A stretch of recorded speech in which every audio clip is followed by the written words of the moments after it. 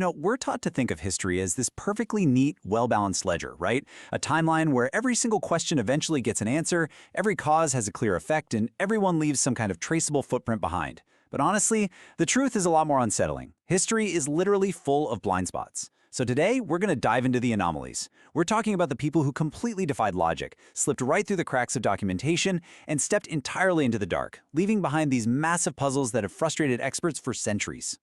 Seriously, I want you to think about that for a second. How does it actually feel when expert investigators, entire governments, and generations of historians are left completely bewildered by the impossible? Look, we live in an era where everything is tracked, traced, and recorded. But the anomalies we're exploring today, they broke the rules of their own reality. And they did it so flawlessly that we are quite literally still chasing their ghosts today. Section 1. Faces Hidden in Time.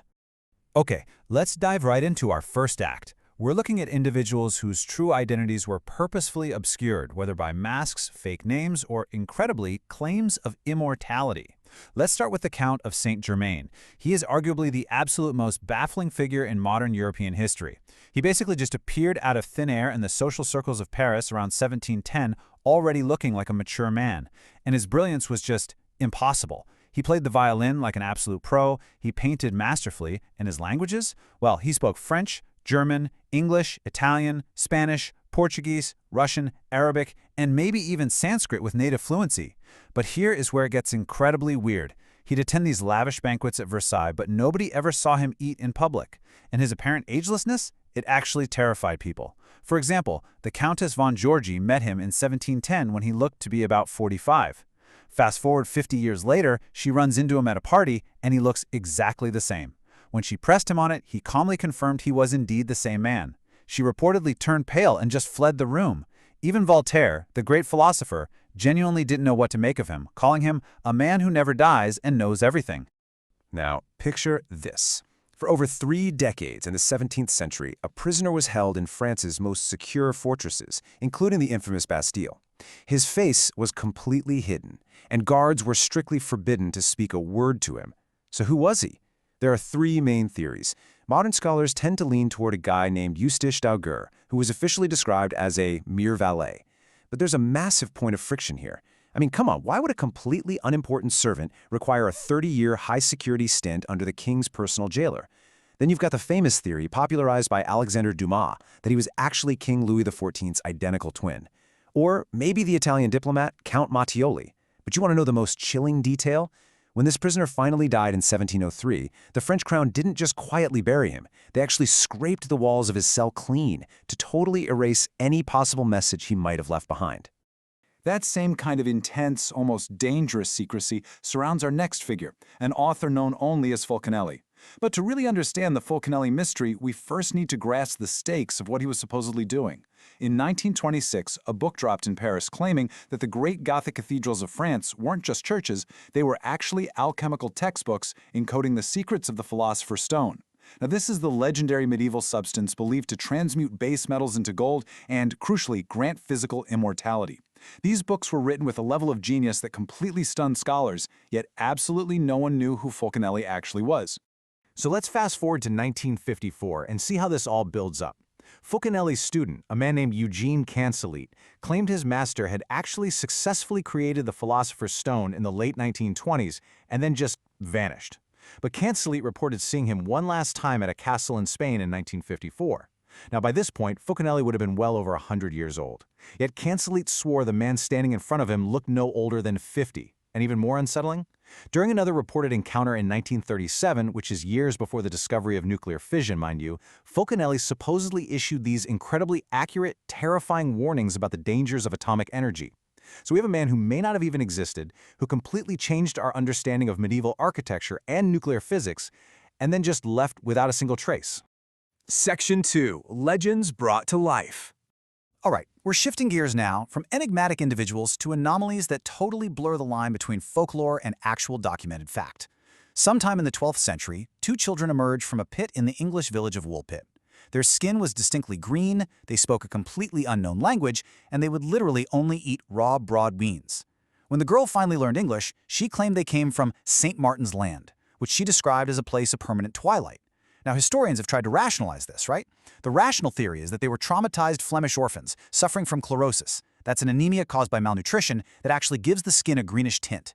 And the twilight? Well, that could have just been the dense, canopy-covered forest they wandered out of. But the supernatural theory definitely persists, the idea that they literally crossed over from a parallel dimension or fairy realm. What we know for absolutely sure is that two separate, highly credible medieval chroniclers recorded this as a historical fact. Okay, let's open up another mystery box, this time for 1837 London. Imagine answering a knock at your door, and out of the shadows emerges this tall, completely terrifying figure. Well, this actually happened to an 18-year-old woman named Jane Alsop.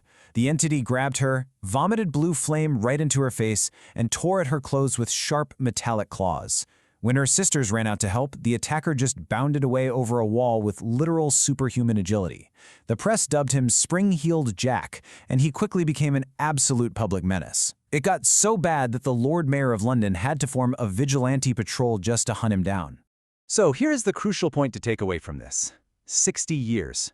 That is how long the sightings of Spring-Heeled Jack actually continued. The primary suspect at the time was the Marquis of Waterford, a notorious aristocratic troublemaker who definitely had the wealth to fund elaborate pranks. But here's the catch. He died in 1859, and sightings of Spring-Heeled Jack kept happening all the way until 1904, where he was last seen leaping between rooftops in Liverpool. Even if copycats took over at some point, the sheer scale of this phenomenon, spanning decades and hundreds of miles, means the mystery of who or what terrorized Victorian England was never actually solved. Section 3. Vanishing in plain sight. You know, you'd probably think the invention of cameras and the establishment of the FBI would put an end to all these historical anomalies, right? Well, you'd be wrong. I really want you to picture this.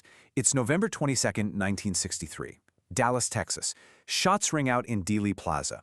Almost every single bystander instantly drops to the ground, ducks, or runs screaming in sheer panic. But in the famous Zapruder film and in multiple other photographs, investigators spotted one woman in a headscarf standing remarkably close to the presidential limousine. She didn't flinch, not even a little. She just held her camera to her face and kept filming with this eerie, almost professional composure. The FBI dubbed her the Babushka Lady. She walked calmly away from the plaza, disappeared within minutes, and despite a massive public appeal from the FBI, she never once came forward. Her footage, which was shot just feet from the kill zone, has literally never been seen.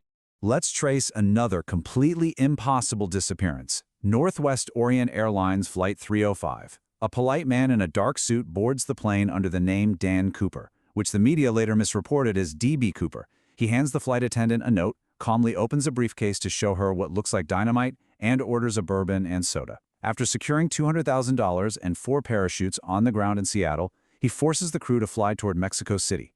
Somewhere over the pitch-black, dense forests of Washington state, he straps the 21-pound bank bag to his torso, lowers the rear stairs of the Boeing 727, and just jumps into 100-mile-per-hour freezing rain at 10,000 feet.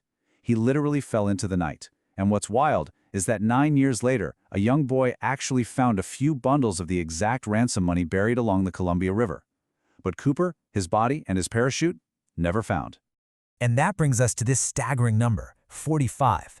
The FBI kept the Nord-Jack investigation, that's the D.B. Cooper case, active for 45 years before officially suspending it in 2016.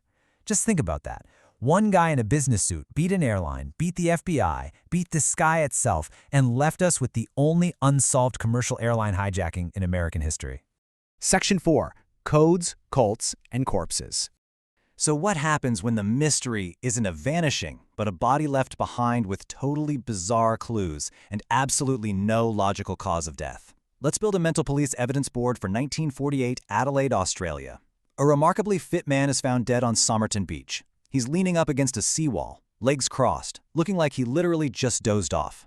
But every single label on his clothing has been meticulously cut out and removed. His autopsy showed organ damage that was super consistent with poisoning, but pathologists couldn't detect any known toxin in his system. Months later, police find a hidden pocket sewn into his trousers containing a torn scrap of paper. That scrap led them to a specific book, which contained a cryptic code and the phone number of a local nurse named Jessica Thompson. When police showed Thompson a plaster cast of the dead man's face, she looked like she was about to completely faint, but she firmly denied knowing him, and she took that secret with her to the grave. That tiny scrap of paper found in his pocket contained only these printed words from a book of Persian poetry, Tamam Shud. Translated, it means, "It is ended." Now, just recently in 2022, advanced DNA analysis finally linked the Somerton man to an electrical engineer named Carl Webb. But here's the thing, having a name doesn't actually solve the mystery. It doesn't explain the removed labels, the completely undetectable poison, the encrypted code written in the back of that book, or why a nurse was so terrified of him. It is ended, but the mystery really never was. Now let's unpack the incredibly eerie discovery of Manuel and Miguel down in Brazil in 1966. Two respected electronics technicians are found dead on Vintom Hill, and consider the bizarre scene they left behind. They're wearing matching formal suits and raincoats.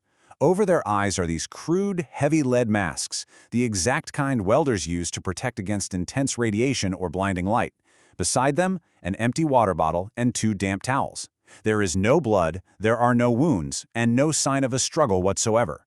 We know they had a deep interest in UFOs and scientific spiritualism, but what exactly were they expecting to happen up on that hill? The only clue was a small notebook found right next to their bodies, containing these deeply unsettling instructions. It read, 1630, be at the agreed place. 1830, swallow capsules.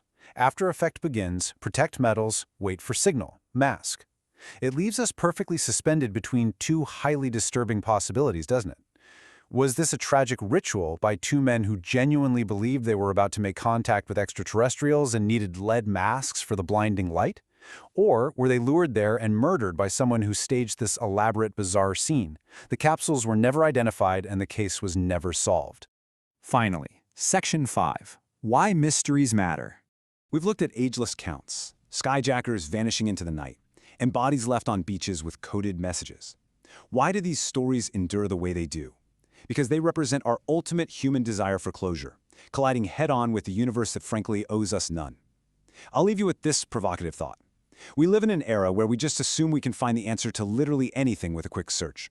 But these anomalies, they prove that the unknown is still out there. In an age where everything is recorded, what terrifying, reality-bending truths did these unknown figures take with them into the dark? Thanks for watching this explainer. Keep questioning the official record and never, ever assume that history has given up all its secrets.